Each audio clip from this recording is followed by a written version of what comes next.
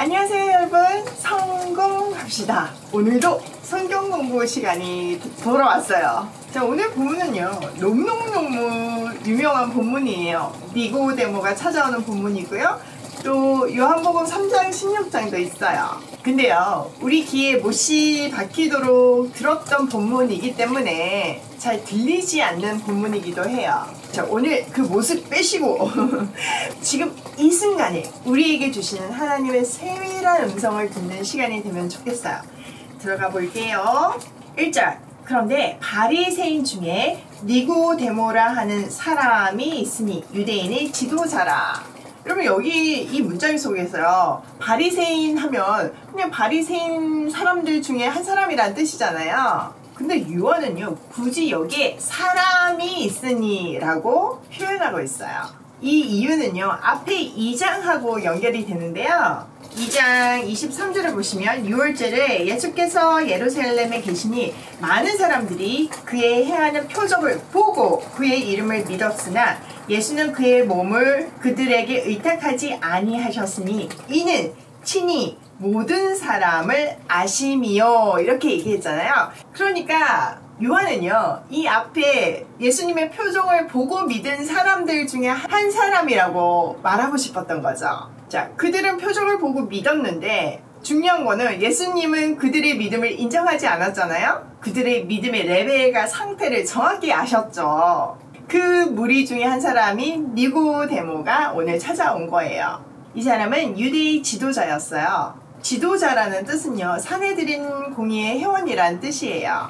사내들인 공의회는 유대의 최고 의결 기관이었잖아요. 그러니까 권력의 정점에 있던 사람이에요. 그의 찾아옴은 표적을 본 사람들의 대표로 찾아온 것이라고 볼 수 있어요. 자, 2절. 그가 밤에 예수께 와서 이르되 라삐여, 우리가 당신은 하나님께로부터 오신 선생인 줄 아나이다. 하나님이 함께 하시지 아니하시면 당신이 행하시는 이 표적을 아무도 할 수 없음이니이다. 자, 우리가 일반적으로 니고데모를 어떻게 알고 있죠? 그는 영적인 갈급함이 있었지만 유대의 권력자였기 때문에 사람들의 눈이 무서워서 밤에 찾아와서 예수님께 물었다, 이렇게 알고 있었죠? 그런데요, 본문을 천천히 보면 다른 의미들이 보여요. 자, 니고데모가 밤에 예수님을 찾아와가지고 맨 먼저 뭘 했어요? 예수님을 한껏 치켜 올려 세웠어요. 당신은 하나님으로부터 오신 분임을 내가 안다고. 하나님이 함께 하시지 않으면 이런 일을 하실 수 없죠, 이렇게 얘기했죠.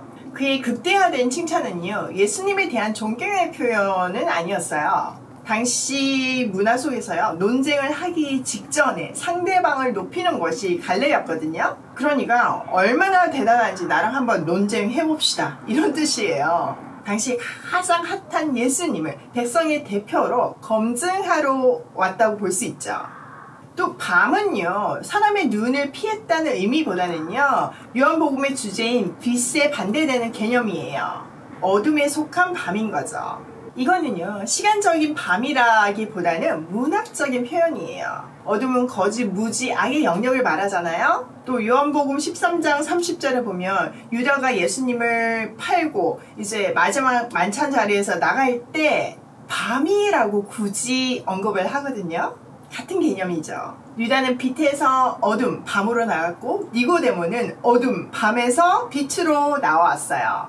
그들의 인생의 끝을 보면요, 유다는 밤의 세력에 이끌려서 자살로 마감하지만 니고데모는 빛으로 커밍아웃하면서 빛 가운데 거하는 삶을 살았어요. 자, 3절. 예수께서 대답하여 이르시되 진실로 진실로 내게 이르노니 사람이 거듭나지 아니하면 하나님의 나라를 볼 수 없느니라. 예, 예수님은 아주 직설적으로 대답하세요. 니고데모의 마음을 정확하게 깨뚫었어요. 우리 앞에 봤던 24절에 모든 사람을 알고 계신다는 말과 연결되는 거죠. 예수님은요, 니고데모의 깜깜한 영적인 상태를 깨뚫고 거듭나야 한다고 말씀하세요. 거듭나지 않으면 하나님 나라를 볼 수 없다 하세요. 자, 여기서 다시 나지 아니하면에서 아니 난다라는 개념은요, 어머니로 말미암아 출생하다는 의미도 있지만 아버지에 의해서 태어나다는 부성적인 의미로 해석할 수도 있어요. 즉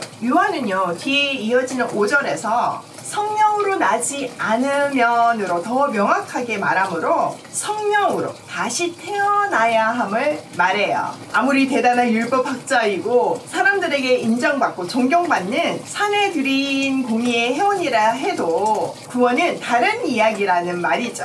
거듭나지 않으면 하나님 나라를 볼 수도 없고 들어갈 수도 없어요.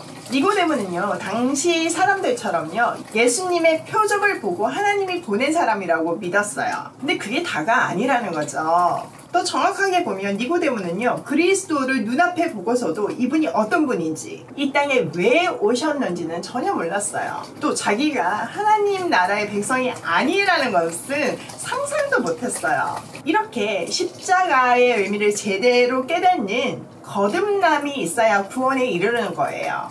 자 4절 니고데모가 이르되 사람이 늙으면 어떻게 날 수 있사옵나이까? 두 번째 모태에 들어갔다가 날 수 있사옵나이까? 니고데모는요 예수님의 말을 깨달지 못했어요. 거듭남의 의미를 시간적인 개념으로만 이해했어요. 그러나 예수님은요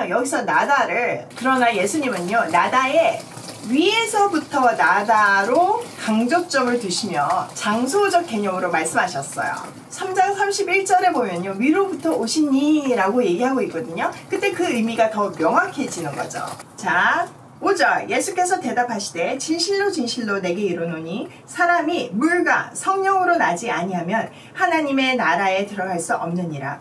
육으로 난 것은 육이요 영으로 난 것은 영이니 내가 내게 거듭나야 하겠다 하는 말을 놀랍게 여기지 말라. 예수님은요 다시 물과 성령으로 거듭나지 않으면 하나님의 나라에 들어갈 수 없다고 말씀하세요. 요한이 나는 물로 세례를 주지만 내 뒤에 오시는 분이 성령으로 세례를 주신다고 했잖아요. 그러니까 물과 성령으로 깨끗게 하신다는 의미예요. 성령께서 오셔서 어두운 우리의 눈과 시커먼 마음을 씻어낼 때 비로소 하나님의 나라를 볼 수 있다는 의미예요. 또 육에서 난 것은 육이고 영에서 난 것은 영이라고 말씀하세요. 자 8절 바람이 임의로 불매 내가 그 소리를 들어도 어디로 와서 어디로 가는지 알지 못하나니 성령으로 난 사람도 다 그러하니라. 바람이 어디에서부터 와서 어디로 가는지 모르는 것처럼 성령으로 태어난 사람도 다 이와 같다고 말씀하세요. 즉 구원의 주체는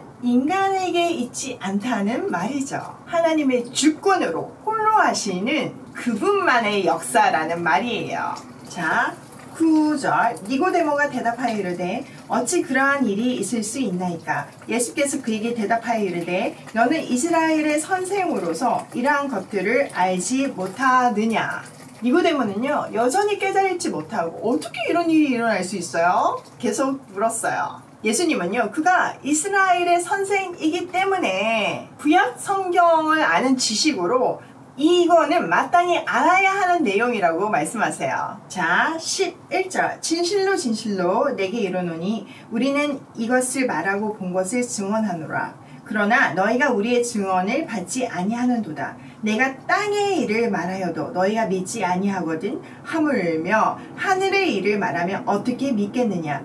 하늘에서 내려온 자 곧 인자 외에는 하늘에 올라간 자가 없느니라. 모세가 강야에서 뱀을 든 것 같이 인자도 들려야 하리니 이는 그를 믿는 자마다 영생을 얻게 하려 하심이니라. 자 지금까지 거듭남의 일은요 땅의 일이고 앞으로 말씀하시려는 일은 하늘에 속한 일인데 지금 땅의 일을 설명해도 믿지 못하는데 어떻게 하늘의 일을 믿겠느냐 말씀하세요. 그러시면 하늘의 일 들려 올라가심을 말씀하세요. 모세가 광야에서 뱀을 든 것 같이 인자도 들려야 한다는 얘기죠. 특별히 요한복음에서 들리다는요 십자가의 고난과 죽음을 의미해요. 즉 나는 십자가에서 죽으러 왔다고 말씀하시는 거예요. 모세가 광야에서 뱀을 들었을 때 믿음으로 그 뱀을 본 자는 살았던 것처럼 인자의 들림, 십자가의 죽음으로 그를 믿는 사람마다 영생을 얻게 될 거라는 거죠. 16절 하나님이 세상을 이처럼 사랑하사 독생자를 주셨으니 이는 그를 믿는 자마다 멸망하지 않고 영생을 얻게 하려 하심이라. 참 감격스럽네요. 하나님이 그의 아들을 세상에 보내신 것은 세상을 심판하려 하심이 아니요 그로 말미암아 세상을 구원을 받게 하려 하심이라.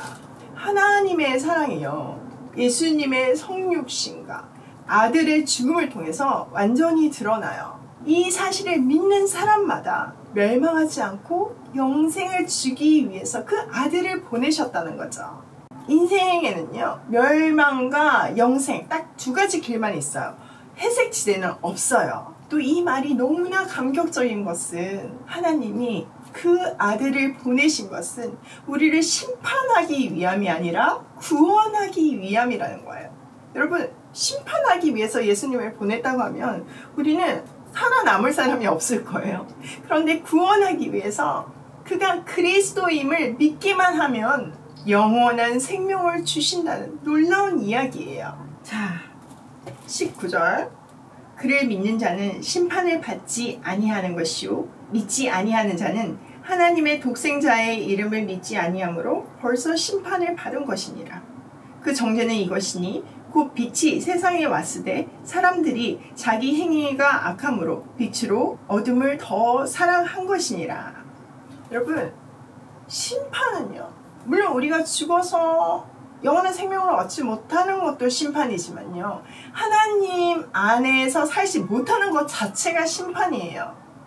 여러분, 세상적으로 아무리 가지고 다 누리고 있어도 행복하지 않는 거 아시죠? 하나님만이 우리에게 평안을 주시고 행복을 주시잖아요. 근데 그거를 이 땅에서 누리지 못하는 것 자체가 심판이라는 거예요. 내가 어디로 가는지, 내가 왜 태어났는지, 나는 누구인지를 모르면서 사는 것 자체가 심판이라는 거예요. 아들을 믿지 않으면요 심판을 받는데, 그 심판을 받는다는 것은 빛이 세상에 들어왔지만 그 빛보다 어둠을 더 좋아한다는 거예요. 어둠이 너무 좋아서 빛인 줄 알면서도 나가지 않는다는 거예요. 여러분, 빛 가운데로 나오세요. 어중간한 지대 없어요. 온전히 빛 가운데로 나오셔야 해요. 20절.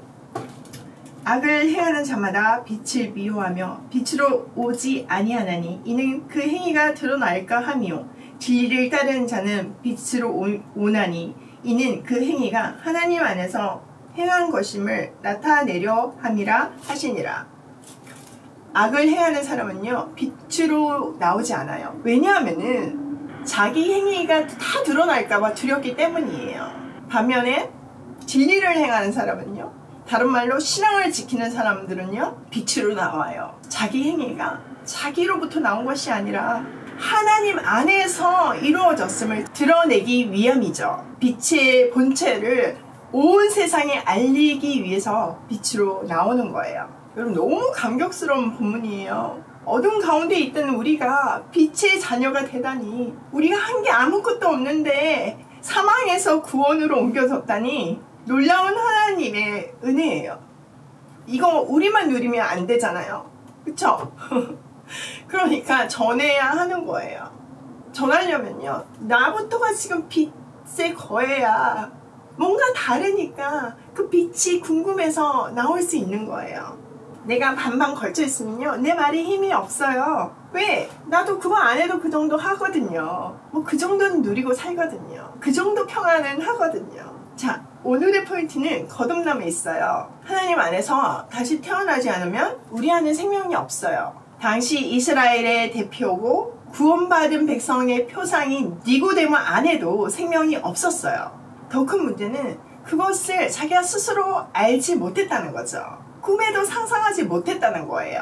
우리가 교회를 다닌다고 하나님을 안다고 빡빡 우겨도 십자가 아래서 제대로 다시 태어나지 않으면, 그 십자가의 사랑을 내가 경험하지 못하면 그 믿음은요 그냥 기적을 보고 믿게 되는 그 24절의 믿음, 예수님이 인정하지 않는 믿음이에요.